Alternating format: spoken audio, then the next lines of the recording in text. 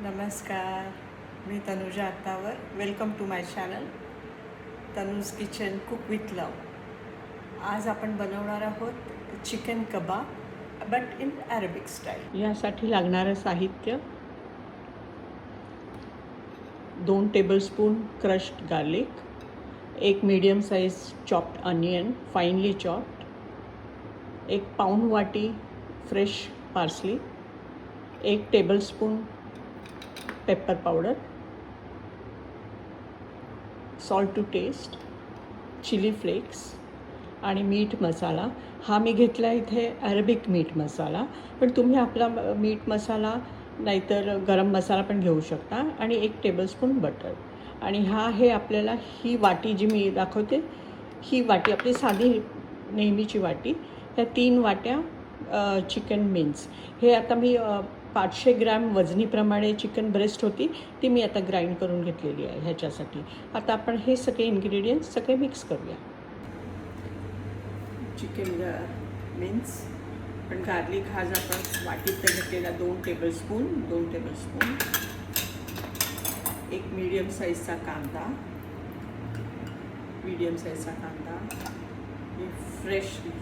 Freshly chop partially.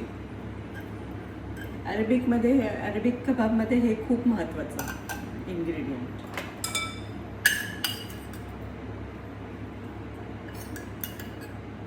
Fresh कुटलेली काळी मिरी,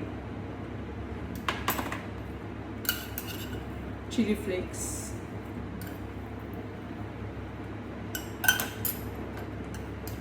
Arabic मीठ मसाला,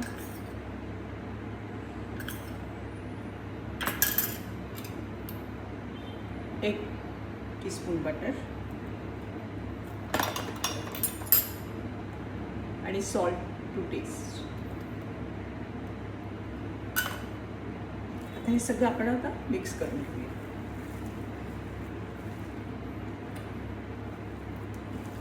असं मिक्स झाल्यावर हे असं दिसतं. आता आपण ह्याच्यात कबाब करूया. हे कबाब आता तुम्ही कसे पण शेपमध्ये करू शकता. सिलेंड्रिकल, राऊंड, फ्लॅट, कसे पण तुम्ही करू शकता. हे मिक्सचर तुम्ही आता थोडं 1 तास वगैरे आता फ्रीजमध्ये ठेवलं ना तर जरा जास्त चांगलं. आता मी आता काय करते, हे कबाब असे बनवते तुमच्यासमोर आणि मग फ्रीजमध्ये ठेवते. म्हणून पटापट वळतात, म्हणजे हाताला पण चिकटत नाही आहे. हे बघा, आणि मी आज करते ते राऊंड शेपमध्ये करते.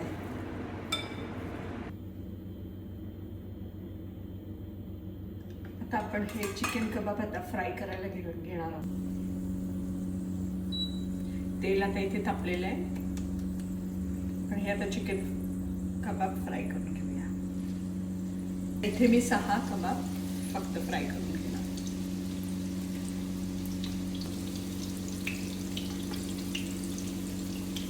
जरा रंग बदलला, साईडचं पण बघा हे खालचा रंग बदलला आहे, तर तेव्हा आपण पलटूया त्याला. ते नेहमीच फ्रेश पार्सली मिळत नाही. जेव्हा मिळते तेव्हा कधी मिळते, ती जेव्हा मिळते तेव्हा मी आणते आणि मग असंच काहीतरी मग करायला होतं. आता कधीतरी आपण डिश एखादी करायची ठरवतो आणि मग सगळे इन्ग्रेडियंट्स नसतात आपल्याकडे.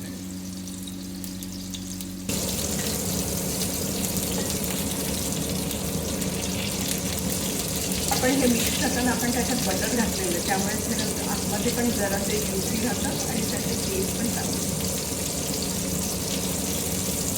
सगळ्यांनी आता होतच आलेले आहे. जरा साईड असं आपण टेकून ठेवूया. बघा किती सुंदर कलर आहे.